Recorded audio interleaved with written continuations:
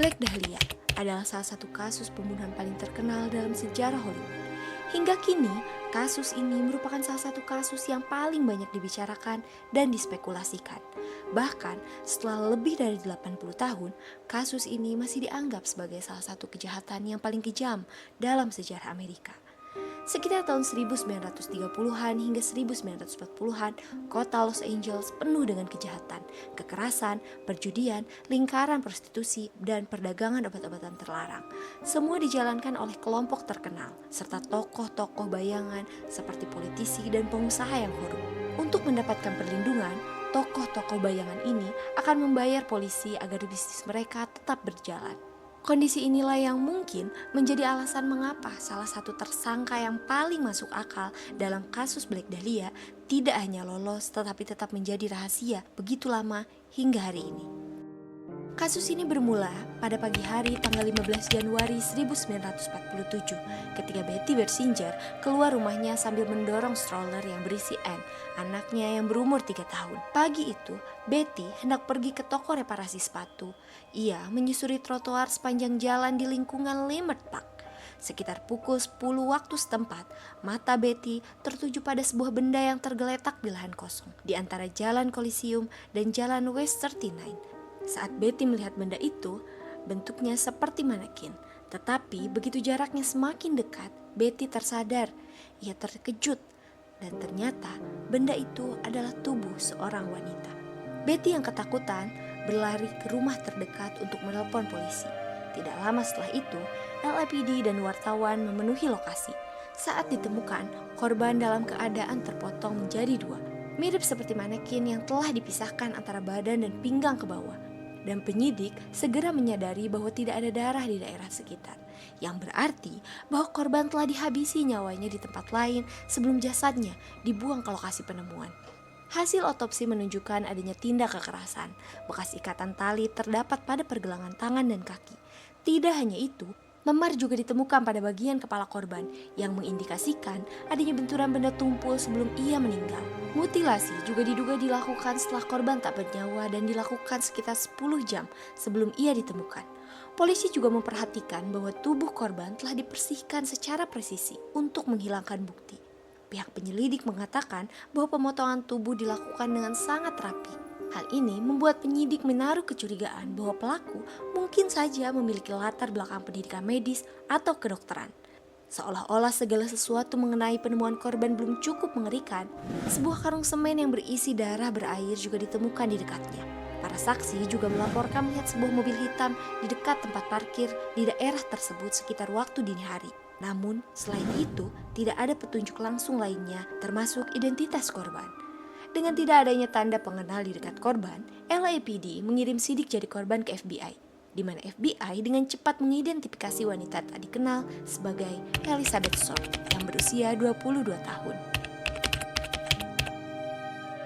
Elizabeth Short lahir pada 29 Juli tahun 1924 di Massachusetts. Disebutkan Elizabeth adalah anak ketiga dari 5 bersaudara pasangan Cleo Short dan Phoebe May Sawyer.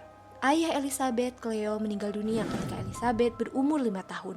Sejak kecil, Elizabeth dikenal sudah tertarik pada dunia sinema. Ia memang bercita-cita ingin menjadi seorang artis terkenal.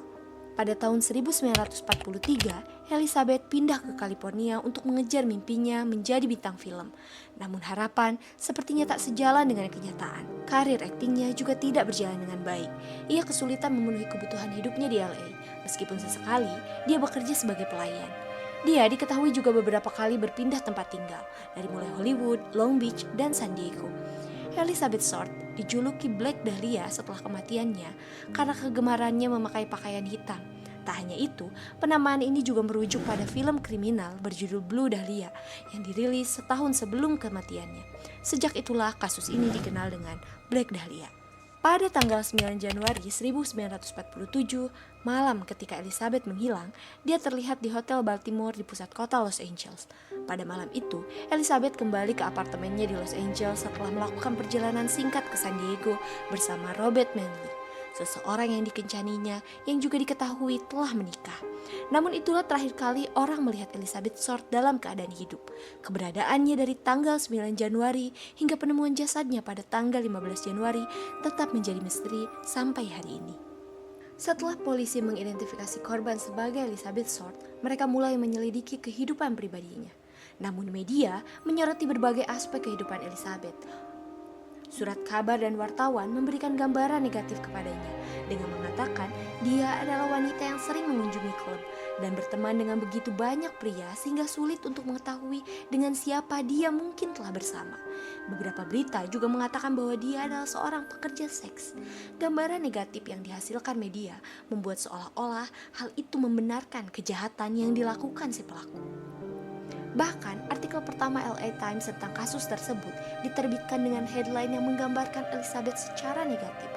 Meskipun tidak ada satupun dari headline atau berita-berita tersebut yang bisa dibuktikan, kasus Black Dahlia seperti yang kemudian dikenal menjadi perhatian besar publik pada saat itu.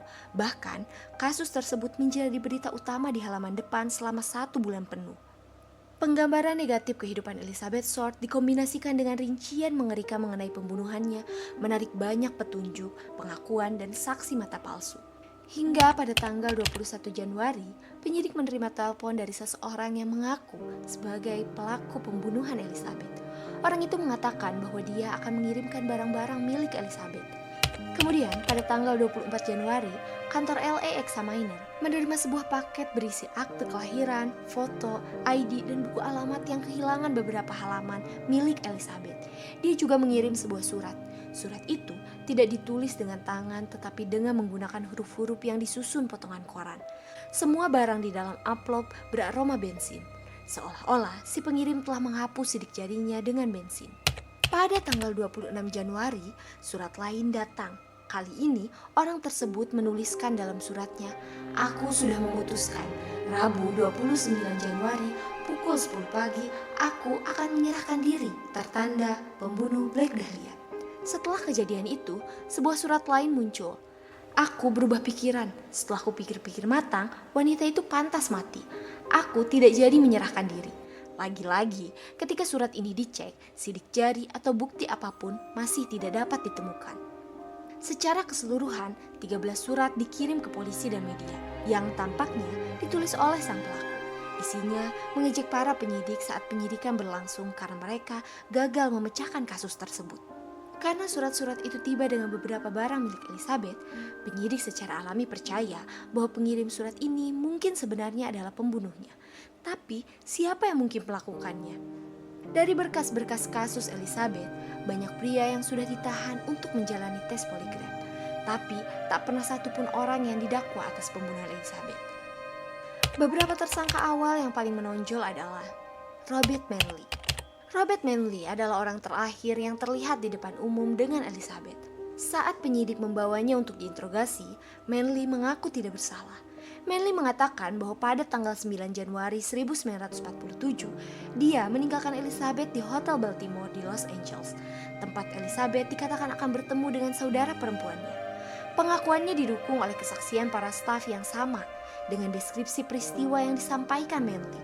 Ia juga dengan sukarela mengikuti 2 kali tes kebohongan dan ia dinyatakan lulus keduanya serta segera dibebaskan. Tersangka lain adalah Joseph Dumais. Sekitar waktu yang sama, Joseph Dumais muncul dan mengaku telah membunuh Elizabeth. Dumais adalah seorang kopral tentara yang telah beberapa kali berkencan dengan Elizabeth sebelum pembunuhannya terjadi. Dumais bahkan mengatakan bahwa dia telah bersamanya pada tanggal 9 atau 10 Januari di San Francisco. Tapi ia minum begitu banyak sehingga ia pingsan dan tidak dapat mengingat apa yang terjadi. Dumais merasa bahwa dia mungkin telah membunuh Elizabeth Short pada saat itu. Ia mengatakan, "Mungkin saja saya melakukan pembunuhan itu. Sepengetahuan saya belum yakin." Namun pengakuan itu tidak ada gunanya ketika hanya beberapa hari kemudian pihak berwenang dari Fort Dixon, New Jersey mampu membuktikan bahwa Dumais sebenarnya berada di pangkalan militer sekitar pukul 15 pada hari Elizabeth ditemukan dan bahwa ia tidak bisa kembali ke Los Angeles pada saat itu jika ia adalah orang yang memindahkan tubuh Elizabeth ke lokasi di mana ia ditemukan. George Hodel adalah seorang dokter kaya di Los Angeles. Pihak berwenang pada saat itu mewawancari ratusan tersangka dan secara serius berfokus kepada 25 orang termasuk Hodel. Namun kecurigaan terhadap Hodel tidak diketahui publik hingga beberapa dekade kemudian. George Hodel pertama kali menjadi perhatian publik ketika putranya, mantan detektif pembunuhan LAPD, Steve Hodel, menerbitkan sebuah buku penelitian yang luas yang menunjuk langsung pada ayahnya sendiri. Buku tersebut dirilis pada tahun 2003 berjudul The Black Dahlia Avengers, yang menyajikan beberapa bukti kuat bahwa George Hodel mungkin adalah tersangka pembunuhan kasus Black Dahlia. Setelah kematian ayahnya, Steve mengatakan bahwa dia menerima album ayahnya yang menampilkan foto-foto wanita yang ia yakini sebagai foto Black Dahlia. Hal inilah yang membuatnya terdorong untuk melakukan penyelidikan.